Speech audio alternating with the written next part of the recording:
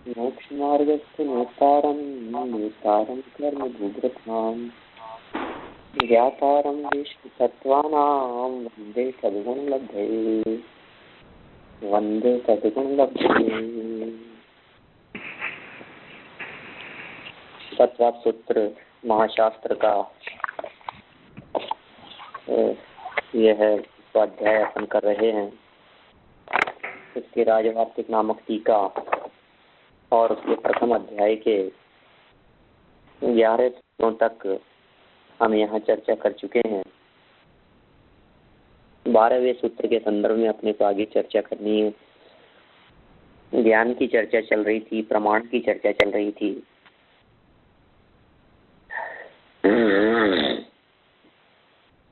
पांच प्रकार के ज्ञान हैं: मति, श्रुत, अवधि, मने, पर्याय और केवल ज्ञान। ये पांचों के पांचों ज्ञान ही प्रमाण हैं, प्रामाणिक हैं, यथार्थ हैं, सच्चे हैं। लेकिन इनमें से शुरू के दो ज्ञान परोक्ष हैं, आद्य परोक्षम, और बाकी के जितने बच गए हैं वे सब प्रत्यक्ष हैं, प्रत्यक्षम अन्यत, अन्य सभी प्रत्यक्ष हैं। कल हमने ये जो सूत्र है 12 नंबर का सूत्र, ये यहाँ प्रारंभ किया था। देखिए अपन पेज नंबर 300 पर यहीं से चर्चा को आगे बढ़ाते हैं।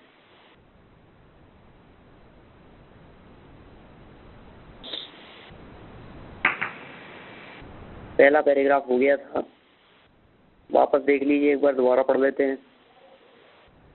प्रत्यक्षम अन्यत, ये तो सूत्र है। इसका संधि विच्छेद क्या होगा? प्रत्यक्षम अन्यत, प्रत्यक्षम अन्यत। म जो दिखाई दे रहा है, इस म के दो टुकड़े हो जाएंगे। एक आधा म चला जाएगा प्रत्यक्षम की तरफ, दूसरा टुकड़ा निकलेगा वो हो जाएगा अन्यत। अन्य जो हैं वे सब प्रत्यक्ष हैं। कि अन्य कौन से हैं? तो कहा जो बच गए थे। कि बचे कौन से थे? कि मति, श्रुत तो परोक्ष थे, अवधि, मने, पर्याय, ज्ञान और केवल ज्ञान बच गए थे। उन सबको यहाँ इस सूत्र के माध्यम से प्रमाण कहा जा रहा है।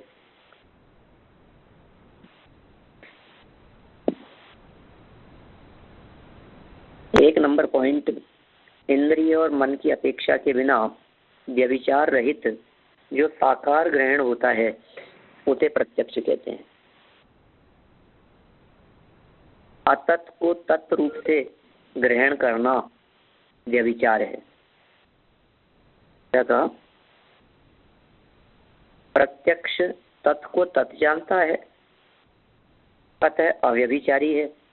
इस विशेषण से विभंग कुअवधि ज्ञान का निराकरण हो जाता है। क्योंकि ये सम्यक ज्ञान का प्रकरण चल रहा है ना, इसलिए यहाँ कुअवधि ज्ञान का ग्रहण नहीं करना है अपने को। कुअवधि ज्ञान का भी निराकरण हो जाता है, क्योंकि यह मिथ्या दर्शन के उदय से व्यभिचारी अन्यथा ग्राहक होता है। साकार अर्थात विकल्प, जो ज्ञान सविकल्प अर्थात निश्चयात्मक है वह साकार है। इस विशेषण से अवधि दर्शन और केवल दर्शन का निराकरण हो जाता है। भाई इन्होंने पहली ही लाइन में कहा ना, इंद्रिय और मन की अपेक्षा के बिना हो, पहली चीज। दूसरी व्यभिचार रहित हो, और तीसरी साकार ग्रहण हो, उसे प्रत्यक्ष कहते हैं। ये प्रत्यक्ष की व्याख्या है। तो साकार कहने से अवधि दर्शन और केवल दर्शन, इसका भी निराकरण हो गया। इंद्रियापेक्ष विशेषण मति और श्रुत ज्ञान की व्यावृत्ति कर देता है। व्यावृत्ति मतलब पृथक कर देना। व्यावृत्ति शब्द का अर्थ होता है भिन्न करना। मति और श्रुत ज्ञान की व्यावृत्ति किससे हो गई? इंद्रिय अनिंद्रिय अनपेक्ष, इंद्रियानिंद्रिय अनपेक्ष। इंद्रिय माने पांचों इंद्रियां, और अनिंद्रिय माने मन, माने इंद्रिय और मन इनसे जो अनपेक्ष है, इनकी अपेक्षा से जो रहित है, अर्थात जिस ज्ञान को जानने के लिए इंद्रिय और मन की जरूरत नहीं है, वह ज्ञान प्रत्यक्ष है। तो इंद्रिय और मन की अपेक्षा किसे होती है? कि मति श्रुत को।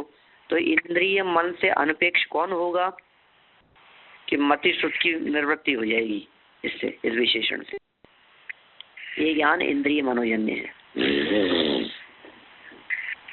देखिए, प्रत्यक्ष लक्षण में कहे गए विशेषण सूत्र से ही प्रतीत होते हैं, ऊपर से ही मिलाए गए हैं। यथा अक्ष अर्थात आत्मा। अक्ष, अक्ष मतलब क्या होता है? अक्ष शब्द का अर्थ आत्मा है। कहीं कहीं अक्ष शब्द का अर्थ इंद्रियों के अर्थ में भी किया जाता है। यहाँ अक्ष शब्द का अर्थ क्या है? आत्मा। तो जो ज्ञान प्रक्षीण आवरण या क्षयोक्षम प्राप्त आत्मा की आत्म मात्र की अपेक्षा से हो, वह प्रत्यक्ष। प्रत्यक्ष शब्द का यह व्युत्पत्ति अर्थ करने से इंद्रिय और मन रूप पर की अपेक्षा की निवृत्ति हो जाती है।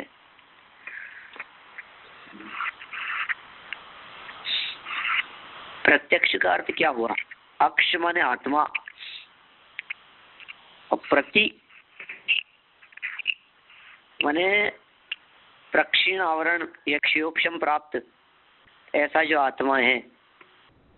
प्रत्यक्ष ऐसा आत्मा, मतलब आत्मा से जो हो उसका नाम प्रत्यक्ष है। माने इससे यह बात निकलती है कि इंद्रिय और मन के बिना हो। जो ज्ञान डायरेक्ट आत्मा से हो ना, जैसे ज्ञान का तो प्रकरण चल रहा है 301 पेज पर आगे लाइन कही है, ज्ञान का प्रकरण है, अतः अनाकार दर्शन का व्यवच्छेद हो जाता है। इसी तरह सम्यक का प्रकरण होने से व्यभिचारी ज्ञान की निवृत्ति हो जाती है। देखिए, एक तो ज्ञान का प्रकरण है, तो दर्शन इसके अंदर शामिल नहीं होगा। प्रत्यक्ष कहने पर दर्शनोपयोग को प्रत्यक्ष नहीं कहेंगे, सामान्य अवलोकन को प्रत्यक्ष नहीं कहेंगे, ठीक है ना। चक्षु इंद्रिय से पहले होने वाला सामान्य अवलोकन चक्षु दर्शन, मतलब चक्षु दर्शनोपयोग, अचक्षु दर्शनोपयोग, अवधि दर्शनोपयोग, केवल दर्शनोपयोग, इनके लिए प्रत्यक्ष शब्द का प्रयोग नहीं होगा। ये प्रत्यक्ष नहीं होंगे क्योंकि ये अनाकार है। एक जो सम्यक हो गए प्रत्यक्ष के लिए, यहाँ सम्यक विशेषण भी दिया है इन्होंने, माने सम्यक भी होना चाहिए। ऐसा कहने से जो व्यभिचार आता है ज्ञान के संदर्भ में, माने कुमति, कुश्रुत और कुअवधि, इनको भी सम्यक मानने का जो एक भ्रम खड़ा हो सकता है, वो यहाँ सम्यक कहते ही उनकी निवृत्ति हो गई।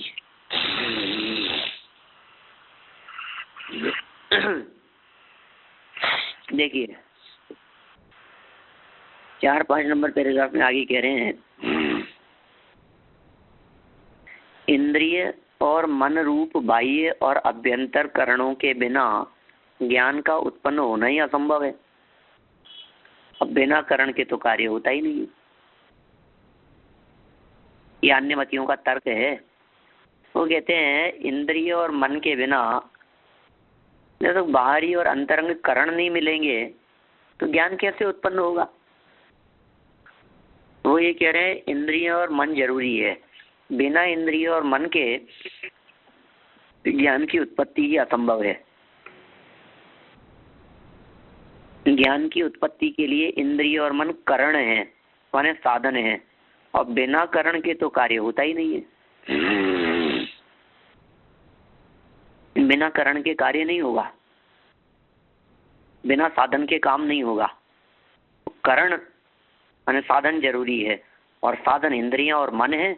इसलिए आपका यह कहना बिल्कुल उचित नहीं है। आप जो यहाँ प्रत्यक्ष की चर्चा कर रहे हैं, ये इंद्रिय के आधार पर प्रत्यक्ष क्यों नहीं मानते हो? आप मन को प्रत्यक्ष क्यों नहीं मानते हो?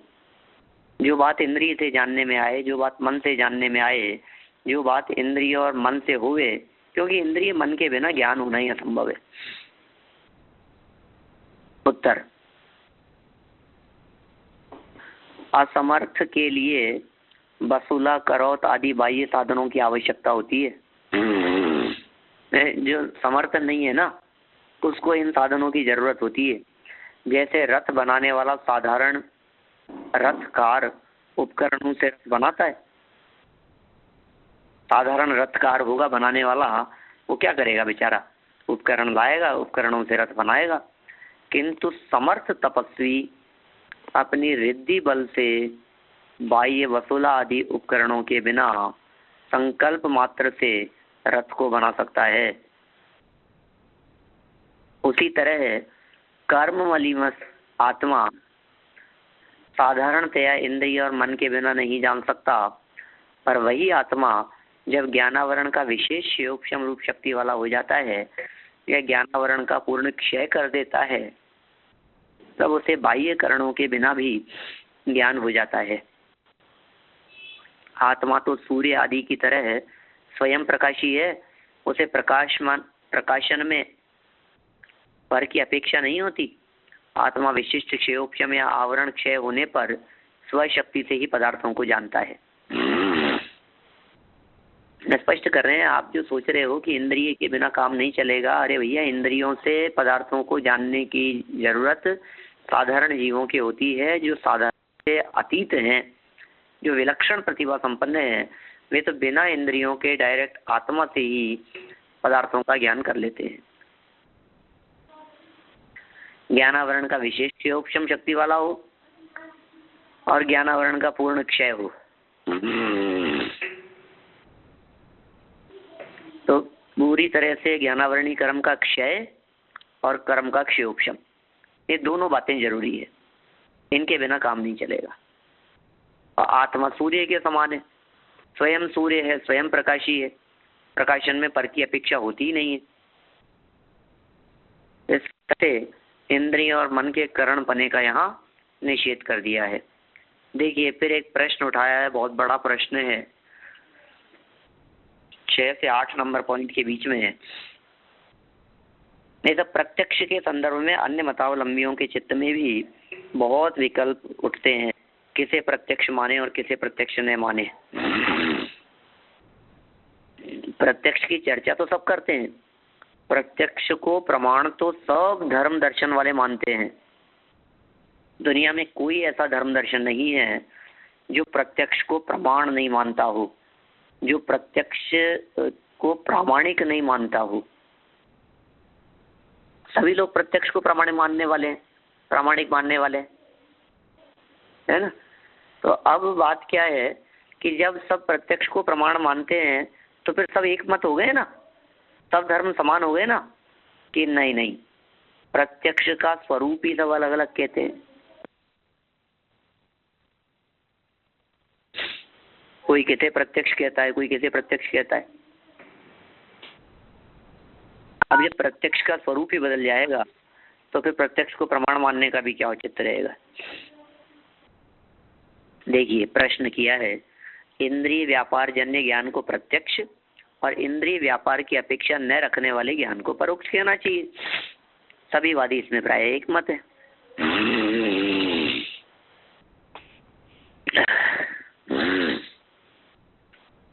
अन्य मतावलंबी लगभग सभी इसके अंदर एक मत हैं। ये कहते हैं, अरे ये तो मैंने देखा है भाई, अपनी आंख से देखा है, प्रत्यक्ष देखा है, परोक्ष की बात नहीं कर रहा। मैंने टीवी में नहीं देखा है, मैंने दूरदर्शन में नहीं देखा है, मैंने कैमरे में नहीं देखा है, मैंने दर्पण में नहीं देखा है, सीसीटीवी की रिकॉर्डिंग नहीं देखी है, मैंने प्रत्यक्ष देखा है मैंने। आजकल तो टीवी स्क्रीन पर देखने को भी लाइव देखना कह देते हैं, लाइव देख रहे हैं बिल्कुल। तो तुम जो लाइव देख रहे हो वो प्रत्यक्ष नहीं है, वो परोक्ष है, क्योंकि टीवी के माध्यम से देख रहे हो। भले वैसा का वैसा आ रहा हो, जो घटनाक्रम बिल्कुल जैसा यहाँ चल रहा है, लेकिन फिर भी यहाँ ये कह रहे हैं, इंद्रियों से देखने को प्रत्यक्ष सब धर्म दर्शन वाले कहते हैं। इसलिए शंकाकार का ये कहना है कि आप भी इंद्रिय जन्य व्यापार ज्ञान को ही प्रत्यक्ष कहो। हम बता रहे हैं आपको कि आप प्रत्यक्ष किसको कहो और परोक्ष किसको कहो, किसे प्रत्यक्ष कहना है और किसे परोक्ष कहना है, हम इसकी व्याख्या करके बतला रहे हैं आपको। किसे कहेंगे प्रत्यक्ष और परोक्ष? केवल जो इंद्रिय से पकड़ में आए, इंद्रिय व्यापार की अपेक्षा हो, वो तो प्रत्यक्ष, और जो इंद्रिय व्यापार की अपेक्षा ही नहीं रखता हो वो परोक्ष। ठीक है पंडित जी? हाँ, ये प्रत्यक्ष है, उसका एक मीनिंग प्रतिभास भी कहा जाता है ना? नहीं ऐसा तो अच्छा, ये कहाँ से आई बात? ये प्रत्यक्ष कहाँ ऐसा सुनने में आया था? प्रतिभास, प्रतिघात शब्द तो आगे आएगा। नहीं, प्रतिभास। प्रतिभास, अच्छा, प्रतिभास मतलब तो होता है झलकन, झलकना। दोनों के लिए प्रयोग किया जा सकता है। प्रत्यक्ष प्रतिभास, प्रत्यक्ष के साथ में भी प्रतिभास शब्द का प्रयोग किया जाता है, माने प्रकट देखना, वो प्रत्यक्ष प्रतिभास है। तो प्रतिभास शब्द तो झलकन के अर्थ में है, झलकने को प्रतिभास कहते हैं। अब प्रत्यक्ष जो झलका है वो प्रत्यक्ष प्रतिभास है ना? देखिए क्या कहते हैं, अभी तो शंकाकार की शंका है, समाधान तो बाद में करेंगे, अभी तो शंका ही चल रही है, प्रश्न ही चल रहा है। अभी तो प्रश्नकर्ता प्रश्न नहीं कर रहा है, मानो वो हमें कुछ समझा रहा है। तो क्या समझा रहा है कि आप ये समझो कि इंद्रिय व्यापार से जो ज्ञान होगा वो प्रत्यक्ष है।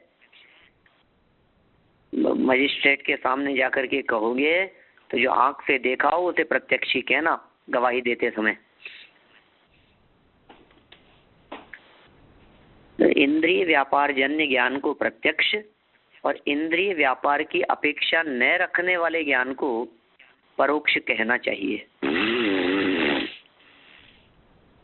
सभी वादी इसमें प्रायः एक मत है। यथा बौद्ध कल्पनापूर्ण अर्थात विकल्प ज्ञान को प्रत्यक्ष कहते हैं, निर्विकल्प ज्ञान को। नाम जाति आदि की योजना कल्पना कहलाती है। इंद्रियां चूंकि असाधारण कारण है, अतः चाक्षुष प्रत्यक्ष, रसन प्रत्यक्ष आदि रूप से इंद्रियों के अनुसार प्रत्यक्ष का नामकरण हो जाता है। ये सब अन्य मतावलंबी इस तरह के नामकरण करते रहते हैं।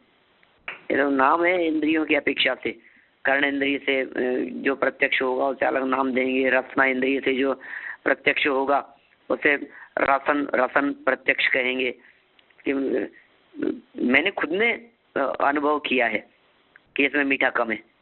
प्रत्यक्ष चाक्षुष प्रत्यक्ष देख करके जो प्रत्यक्ष होवे, ठीक है ना, वो उसको चाक्षुष प्रत्यक्ष कहेंगे। ते नामकरण। इंद्रियां चूंकि असाधारण कारण है, अतः चाक्षुष प्रत्यक्ष, रासन प्रत्यक्ष आदि रूप से इंद्रियों के अनुसार प्रत्यक्ष का नामकरण।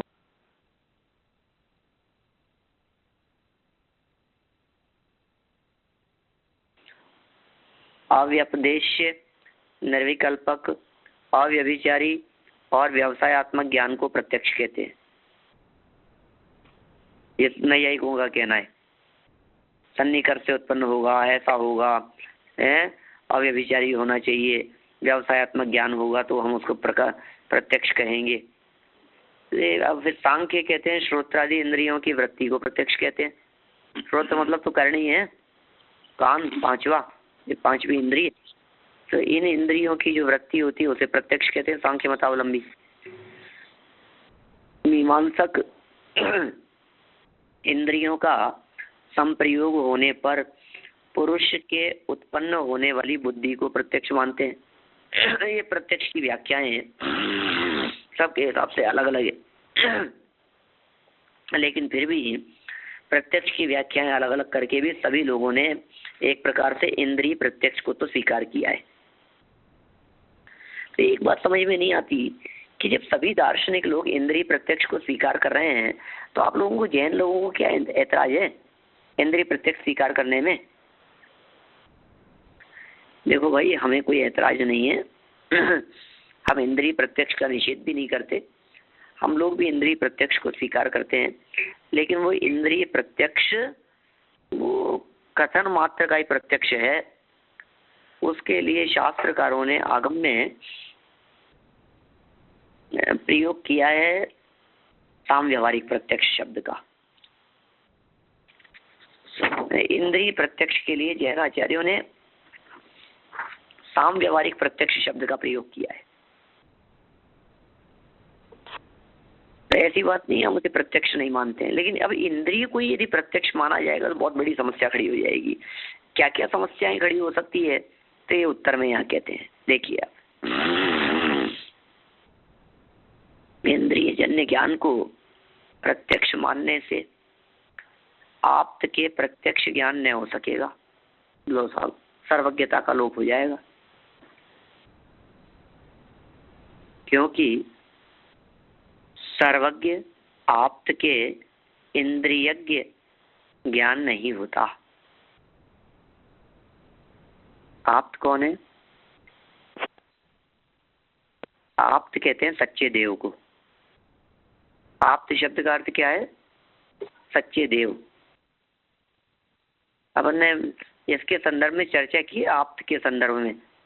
ये राजवार्तिक जब अपन ने प्रारंभ किया था, माने ये बात है 6 अगस्त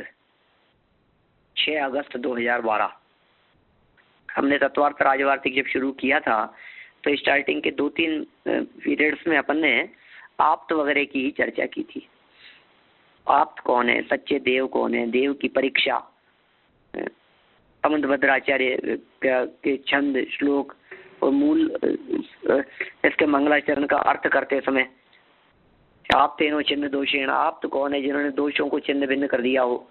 सर्वज्ञ नागमेशिना, सर्वज्ञ हो और आगम की एशना जिनके माध्यम से निकलती हो, माने जो वीतरागी सर्वज्ञ हितोपदेशी होते हैं वे आप्त कहलाते हैं, सर्वज्ञ होते हैं, पूर्ण ज्ञानी होते हैं, दिव्य ज्ञानी होते हैं। समस्या सबसे बड़ी ये खड़ी हो जाएगी कि ऐसे दिव्य ज्ञानी सर्वज्ञ की सत्ता तो सब लोग स्वीकार करते हैं, आप्त की बात तो सकते हैं, तब अपने अपने ईश्वर को कहते हैं कि आप्त है, पूर्ण ज्ञानी है, दिव्य ज्ञानी है, अद्भुत ज्ञानी है, इनको सब बिल्कुल वैसे पता लग जाता है। तो ये अब आप इंद्रिय कोई प्रत्यक्ष मानोगे तो फिर आप सर्वज्ञ कैसे होगा?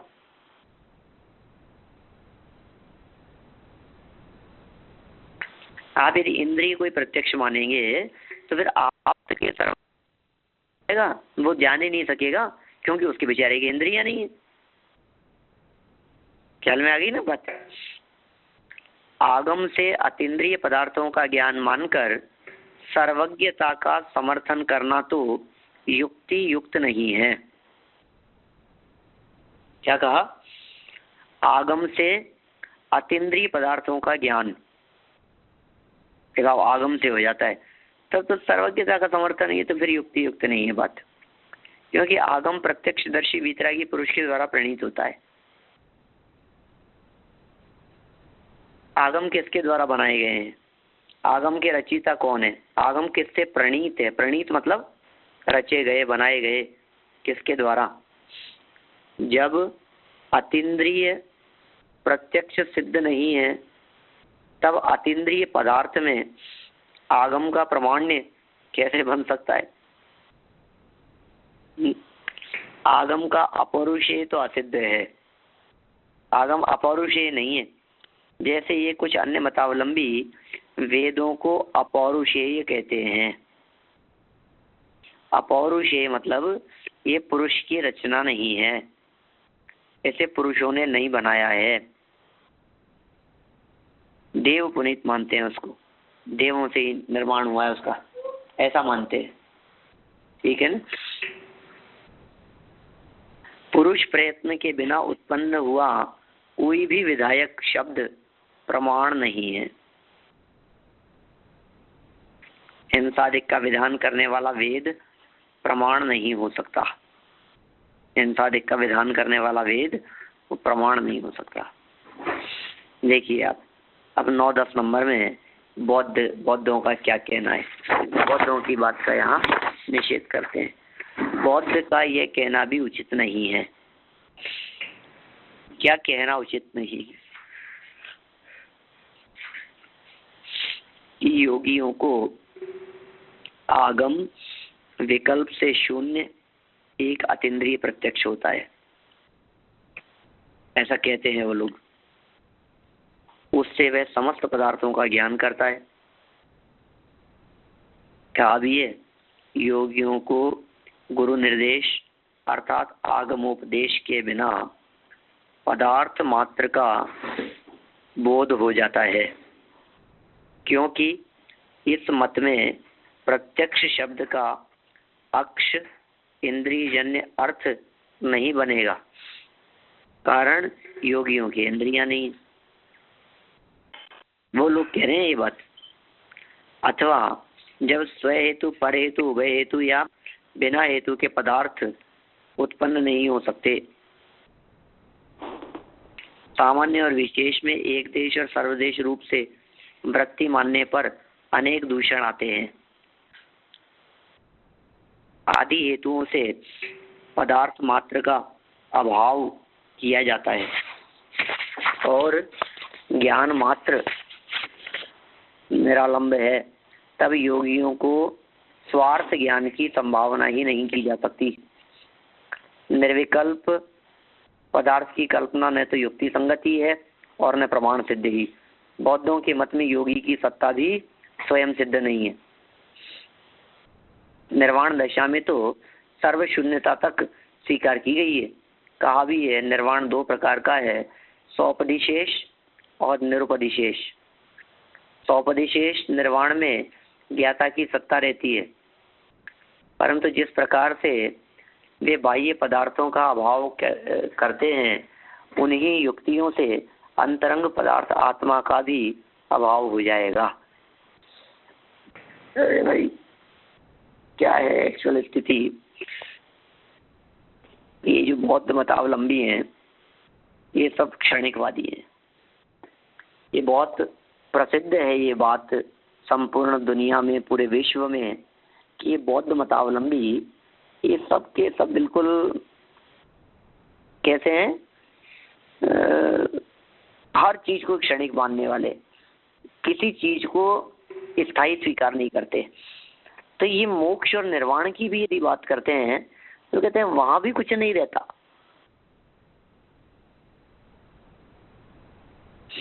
खाली हो जाता है। मोक्ष अवस्था में भी कुछ नहीं है, निर्वाण अवस्था में भी कुछ नहीं है। वो कहते हैं मुक्त हो जाने पर जब मुक्ति हो गया तब आत्मा क्या बचा, वो तो खत्म हो गया सब। वे ऐसा कहते हैं सब कुछ खत्म हो जाने को मोक्ष कहते हैं।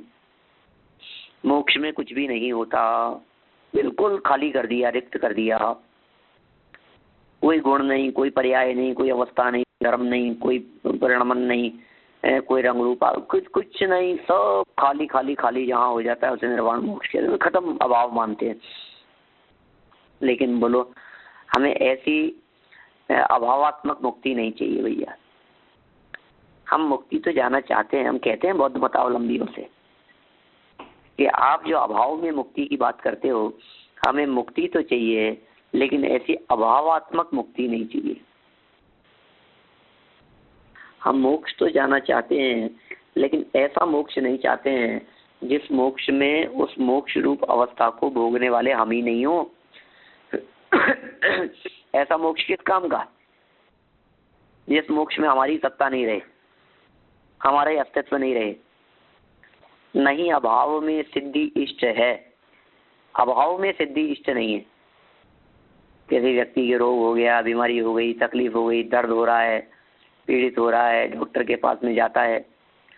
डॉक्टर उपाय प्रारंभ, इलाज प्रारंभ करने के पहले ये बात कह दे। मरीज ने कहा डॉक्टर साहब ठीक तो हो जाऊंगा ना, मैं रोग मिट जाएगा ना पूरी तरह। और डॉक्टर इसके जवाब में यदि ये बात कहे तुम चिंता मत करो, रोग और रोगी दोनों नहीं बचेंगे क्या? न मर्ज रहेगा ना मरीज। ऐसा उपाय करूंगा, बोलो कौन कौन कराने जाएगा? है ऐसा उपाय कौन कराने के लिए तैयार होगा? ऐसा इलाज कौन कराना चाहेगा जिस उपचार के बाद, जिस इलाज के बाद मैं ही नहीं रहूं? हमें ऐसी सिद्धि चाहिए, हमें ऐसी मुक्ति चाहिए जिस मुक्ति में हमारी विकृति तो न रहे, रागादिक तो न रहे, कषाय तो न रहे, परेशानी तो न रहे। समझ रहे हैं आप? लेकिन परेशानियां मिट जाएं और मैं ज्यों का त्यों रह जाऊं। पंडित जी, हाँ जी, जो वो शून्य में मानते हैं, तो जो जाति स्मरण ज्ञान होता है तो वो नहीं मानते, उसमें अगले नहीं मानते हैं, नहीं मानते, वो उन ज्ञानों को मानते ही नहीं है। वो कुछ कहीं संस्कार वगैरह की चर्चा करते हैं, बहुत क्षणिकवादी है ना, तो कहते हैं संस्कार रहता है, कुछ उससे जान लिया गया, तो उनके द्वारा कही गई बातें फिर स्ववचन बाधित हो जाती है। ये सभी कुछ क्षणिक है। इसका मतलब आपने जो बात कही गई है, अभी जो कही है, वो बात भी क्षणिक है, वो भी नष्ट हो गई। आप अभी जो थोड़ी देर पहले कह रहे थे, आप वही हैं कि नहीं है?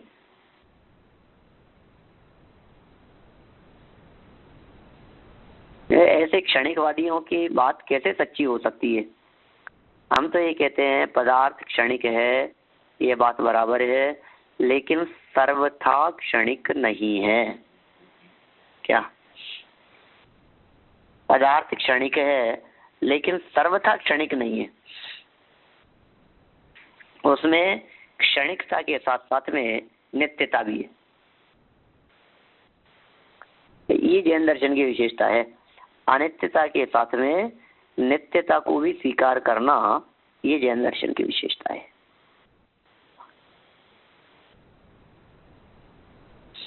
देखो हम इस बात को कितना भली प्रकार जानते हैं।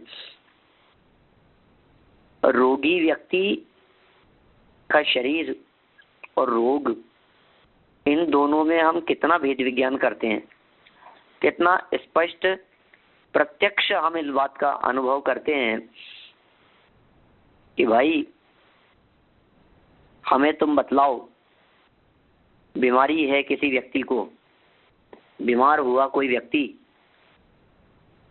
दुनिया में हर बीमार व्यक्ति, जिस व्यक्ति का पूरा शरीर तप रहा हो,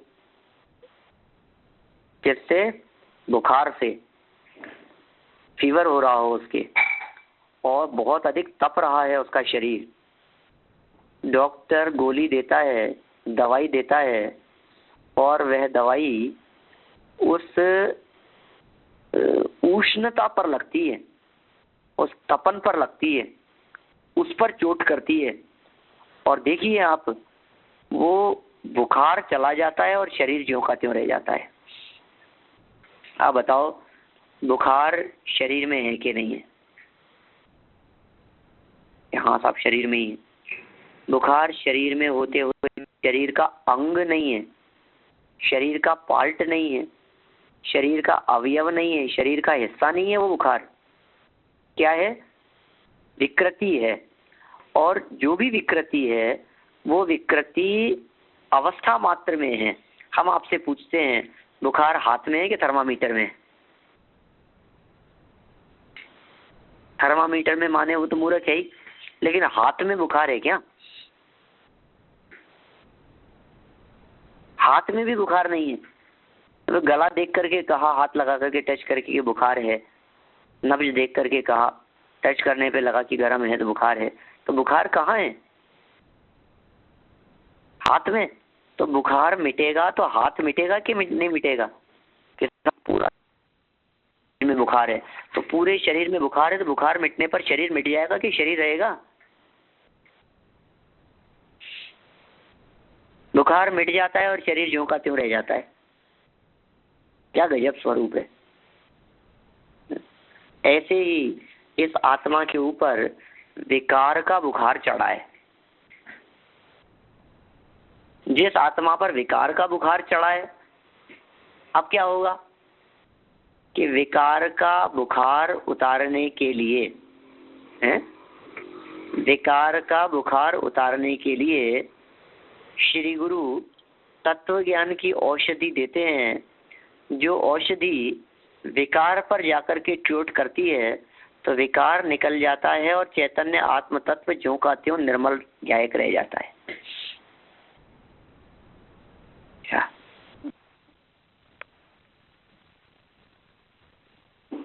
अब क्या क्या बात है,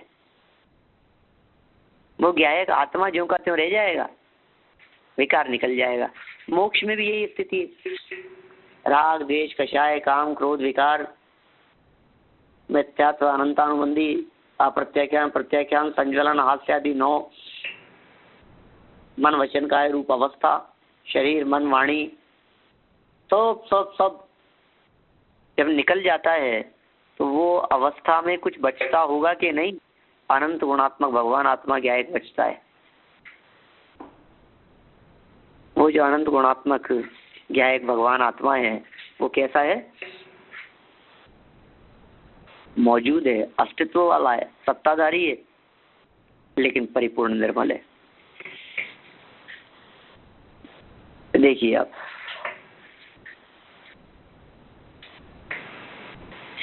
ये तो अभाव में सिद्धि मानने वाले बौद्ध मतावलंबियों की बात है। और नैयायिक की बात क्या कहते हैं? नैयायिकों को यह कहना भी उचित नहीं है कि आत्मा इंद्रियादि से रहित होकर भी योग धर्म के प्रसाद से सर्वज्ञ हो जाता है, क्योंकि निष्क्रिय और नित्य योगी में जिस प्रकार समस्त क्रियाएं नहीं होती, उसी तरह कोई भी अनुग्रह या विकार भी नहीं हो सकता। वह तो कुटस्थ अपरिणामी नित्य है। ऊपर बौद्ध क्षणिकवादी, नीचे नैयायिक कूटस्थ अपरिणामी नित्य मानने वाले। देखिए, बौद्धों का प्रत्यक्ष का कल्पनापूर्ण लक्षण भी नहीं बनता, क्योंकि कल्पनापूर्ण अर्थात विकल्पक प्रत्यक्ष यदि सर्वथा कल्पनापूर्ण है तो प्रमाण ज्ञान है, प्रत्यक्ष कल्पनापूर्ण है। ये वही मानते हैं बौद्ध लोग ही। बौद्ध लोगों के यहाँ प्रत्यक्ष का लक्षण क्या है? कल्पनापूर्ण। इत्यादि कल्पनाएं भी उसमें नहीं की जा सकेगी। कल्पना रहित यदि मानेंगे ना, कल्पनापूर्ण अर्थात निर्विकल्पक, उनके यहाँ कल्पनापूर्ण लक्षण कहा गया है प्रत्यक्ष का। बौद्धों का जो प्रत्यक्ष लक्षण है, प्रत्यक्ष किसे कहेंगे? कि कल्पनापूर्ण, कल्पनापूर्ण, क्योंकि कल्पनापूर्ण अर्थात निर्विकल्प प्रत्यक्ष यदि सर्वथा कल्पनापूर्ण है तो प्रमाण ज्ञान है। उनके हिसाब से प्रत्यक्ष कल्पनापूर्ण है, इत्यादि कल्पनाएं भी उसमें नहीं की जा सकेंगी, अर्थात उसके अस्तित्व आदि की भी कल्पना नहीं की जा सकेगी। उसका अस्तित्व इस प्रकार से भी सद्भाव सिद्ध नहीं होगा। यदि उसमें अस्थि कल्पनापूर्ण इत्यादि कल्पनाओं का सद्भाव माना जाता है तो वह सर्वथा कल्पनापूर्ण नहीं कहलाएगा। यदि कथनचित कल्पनापूर्ण माना जाता है तब भी स्ववचन व्याघात निश्चित है। बौद्ध पूर्व पक्ष, निर्विकल्पक को हम सर्वथा कल्पनापूर्ण नहीं कहते। कल्पनापूर्ण यह विशेषण परमत के निराकरण के लिए है, अर्थात परमत में नाम जाति आदि भेदों के उपचार को कल्पना कहा है। क्या कह रहे हैं? परमत में क्या कहा है? नाम जाति आदि भेदों का उपचार करने को कल्पना कहा है। उसके निराकरण के लिए हमने ये शब्द दिया है। वापस देखिए पक्ष, पहली लाइन, निर्विकल्पक को हम सर्वथा कल्पनापूर्ण नहीं कहते। कल्पनापूर्ण का यह विशेषण परमत के निराकरण के लिए है, अर्थात परमत में नाम जाति आदि शब्दों के उपचार को कल्पना कहा है, उस कल्पना से रहित प्रत्यक्ष होता है, न कि स्वरूप भूत विकल्प से भी रहित। काव्य 5 विज्ञान धातु सवितर्क और सविचार हैं, वे निरूपण और अनुस्मरण रूप विकल्पों से रहित हैं। ये सब क्या है एक्चुअल में, अपने को ये सब धर्म दर्शन पढ़ने पड़ेंगे तब जाकर के बातें, वो उनकी जो मान्यताएं है ना, वे मान्यताएं स्पष्ट होंगी। उनकी क्या मान्यता है, वे कैसा मानते हैं बौद्ध मतावलंबी, तो किस किस तरह से स्वीकार करते हैं। अब देखिए उत्तर पक्ष में उसका कुछ निराकरण करते हैं। ये क्या कह रहे हैं, पूरा प्रकरण जो है ना 1-1.5 पेज का, ये प्रकरण इसी प्रकार का प्रकरण है कुछ। मैंने पहले भी आपको इस संदर्भ में बतलाया था, कल परसों भी अपनी बात हुई थी। जैन पक्ष क्या कहते हैं, उत्तर पक्ष, विषय के प्रथम ज्ञान को वितर्क कहते हैं, उसी का बार बार चिंतन विचार कहलाता है। उसी में देखो क्या क्या शब्द, ये सब परिभाषाएं भी बना सकते हैं, अपन स्मरण में ले सकते हैं कि ये परिभाषा क्या होगी इसकी।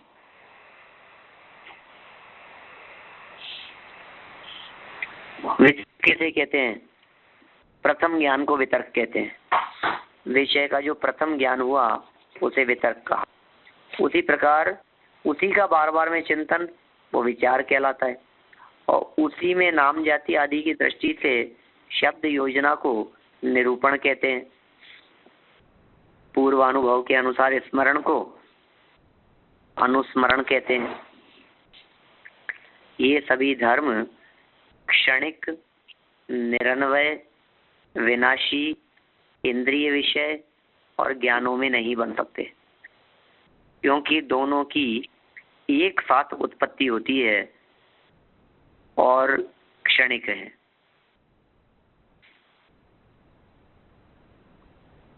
क्या क्या क्या कह रहे हैं, ये सभी धर्म क्षणिक, निरन्वय, विनाशी, इंद्रिय विषय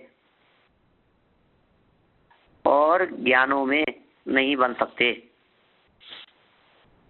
क्योंकि दोनों की एक साथ उत्पत्ति होती है और क्षणिक भी है। गाय के एक साथ उत्पन्न होने वाले दोनों सींगों की तरह इनमें परस्पर कार्य कारण भाव मूलक ग्राह्य ग्रह भाव भी नहीं बन सकता। यदि पदार्थ और ज्ञान को क्रमवर्ती मानते हैं तो ज्ञान काल में पदार्थ का तथा पदार्थ काल में ज्ञान का अभाव होने से विषय विषय भाव नहीं बन सकता। मिथ्या संतान की अपेक्षा भी इनमें उक्त धर्मों का समावेश करना उचित नहीं है। अतः समस्त विकल्पों की असंभवता होने से यह निर्विकल्पक है, यह नहीं है, आदि कोई भी विकल्प नहीं हो सकता। मतलब ये जो अपने यह निर्विकल्पक है और ये निर्विकल्पक नहीं है, ऐसा विकल्प भी नहीं हो सकेगा। इस तरह समस्त विकल्पातीत ज्ञान का अभाव ही प्राप्त होता है।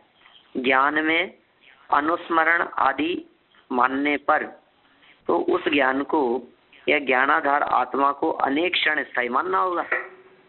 तो उनको कह रहे हैं अपन बौद्ध दर्शन वालों को कि यदि आप ज्ञान में अनुस्मरण मानते हो, अनुस्मरण का मतलब ज्ञान में यदि आप इस बात को स्वीकार कर रहे हो कि ये बात हमारे ज्ञान में पुरानी बात वापस आ गई, यदि इस तरह का अनुस्मरण यदि आप मानते हो ज्ञान में, तो फिर ज्ञान को अनेक क्षण स्थायी मानना पड़ेगा, क्योंकि स्मरण स्वयं अनुभूत वस्तु का कालांतर में होता है, अन्य के द्वारा अनुभूत का अन्य को नहीं। बहुत मार्मिक लाइन इन्होंने यहाँ कही, क्योंकि के बाद में जो शब्द दिए हैं, स्मरण क्या होता है, स्वयं अनुभूत वस्तु का कालांतर में, स्वयं के द्वारा अनुभूत वस्तु का कालांतर में होने वाला ज्ञान स्मरण कहलाता है। स्मरण की परिभाषा है, स्मरण किसे कहेंगे हम, जिस वस्तु का हमने अनुभव किया है, जिस वस्तु को हमने देखा है, जिसे हम जान रहे हैं, उसी वस्तु का कालांतर में समय भेद काल भेद होने के पश्चात पुनः ज्ञान होना वो स्मरण कहलाएगा। और ऐसे स्मरण के लिए अनेक क्षण स्थायी होना जरूरी है कि अभी किसी चीज को जाना और उसके बाद में 10 मिनट बाद में दूसरी चीज को जाना, तब जाकर के वो अनेक क्षण स्थायी होगा और तब जाकर के हम ये कह सकेंगे कि स्मरण है। ऐसा नहीं हो सकता कि एक ने अनुभव किया और फिर दूसरे ने उसी को अनुभव किया तो कह दिया कि स्मरण हो गया। ऐसा नहीं चल सकता। ये लोग इसी तरह की बातें करते हैं बौद्ध दर्शन वाले। ये कहते हैं कि बस वो संस्कार चलते रहते हैं, नया नया व्यक्ति है, नया नया जीव है और वो नया नया उत्पन्न होता है, नया कार्य हो रहा है और पुराने करे कोई और भरे कोई, ऐसी दशा होगी। अपराध किया किसी ने और दंड भुगता किसी और ने, ऐसी समस्याएं हो जाती है। बौद्धों ने 5 इंद्रिय और मानस ज्ञान में एक क्षण पूर्व के ज्ञान को मन कहा है। ऐसे मन से उत्पन्न होने वाले ज्ञान को मानस प्रत्यक्ष कहना युक्त नहीं है, क्योंकि जब मन अतीत होने से असत हो गया तब वे ज्ञान का कारण कैसे हो सकता है। यदि पूर्व के नाश और उत्तर के उत्पाद को एक साथ मानकर कार्य कारण भाव माना जाता है तो भिन्न संतानवर्ती पूर्वोत्तर क्षणों में भी कार्य कारण भाव मानना चाहिए। यदि एक संतानवर्ती क्षणों में किसी शक्ति या योग्यता का अनुगम माना जाता है तो क्षणिकत्व की प्रतिज्ञा नष्ट हो जाती है। तो थोड़े से शब्द थोड़े से टेक्निकल लगते हैं इनमें कि यदि एक संतानवर्ती क्षणों में किसी शक्ति का योगदान माने, योग्यता को माने हम, यदि उनमें पीछे चली आ रही है, ये सब चल रही है साथ साथ में, तो क्षणिकत्व की प्रतिज्ञा नष्ट हो जाती है। क्या क्षणिक नहीं रहा, फिर उस चीज को आपको स्थायी मानना ही पड़ेगा।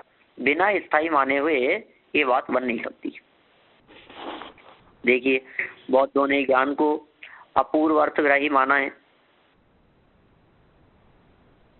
उनका यह मत भी युक्ति युक्त नहीं है, क्योंकि ज्ञान प्रमाण हो सकते हैं, सभी ज्ञान प्रमाण हो सकते हैं। तो ये अपूर्व अर्थ को ग्रहण करने वाले को प्रमाण कहते हैं। प्रमाण तब मानेंगे हम जब उसने पुरानी बात नहीं, नई बात उसने देखी है, जानी है। अपूर्व अर्थग्राही ये लक्षण माना है बौद्धों ने प्रमाण का। अपूर्व अर्थग्राही ऐसा प्रमाण का लक्षण मानते हैं। जैसे दीपक प्रथम क्षण में अंधकार मग्न पदार्थों को प्रकाशित करता है और उत्तर काल में भी वह प्रकाशक बना ही रहता है, कभी भी अप्रकाशक नहीं होता। उसी तरह ज्ञान भी प्रति समय प्रमाण रहता है, चाहे वे ग्रहित को जाने या अग्रहित को। यदि प्रतिक्षण परिवर्तन के आधार से प्रदीप में प्रतिक्षण नूतन प्रकाशकत्व माना जाता है तो इस तरह ज्ञान को भी प्रतिक्षण अपूर्व का प्रकाशक बनाया जाता है। तो स्मृति, इच्छा और द्वेष आदि की तरह पूर्व पदार्थों का जानने वाला ज्ञान प्रमाण नहीं है। यह बौद्ध ग्रंथ का वाक्य खंडन हो जाता है, क्योंकि प्रतिक्षण परिवर्तन के अनुसार कोई भी ज्ञान ग्राही हो ही नहीं सकता। सुंदर बात कही है।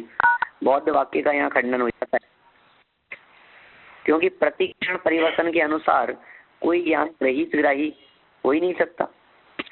ग्राही का मतलब जाने हुए को दोबारा जाने। तो हर क्षण ही परिवर्तन हो रहा है ना, जाने हुए को दोबारा जानेगा कैसे? स्वयं का खंडन हो जाता है उनका, बौद्ध दर्शन वालों का, इस तरह की बातें करने वालों का।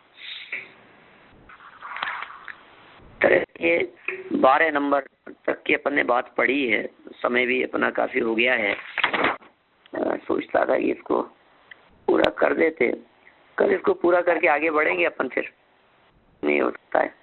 कोई ऐसी महत्वपूर्ण रुकने जैसी कुछ बातें लग नहीं रही है जिनके ऊपर अधिक डिस्कस किया जाए, इसलिए अपन इतना पढ़ लेते हैं, ठीक है ना। कोई डिस्कस करने वाले टॉपिक्स कुछ होंगे आध्यात्मिक और अपने लिए विशेष प्रयोजनभूत, उनके संदर्भ में अपन विशेष चर्चा करेंगे। प्रकरण को पढ़ करके पूरा करके अपन आगे बढ़ जाएंगे, ठीक है ना। परसों तो हम थे नहीं यहाँ, कल ही है। परसों सब में शिखर जी निकलेंगे दिन में। चलिए जनवाणी स्तुति बोल लेते हैं। या वाणी के ज्ञान ते सूझे लोकालोक, सो वाणी मस्तक नमो सदा देते हूँ धूक, सदा देते हूँ धूक। 9 बार।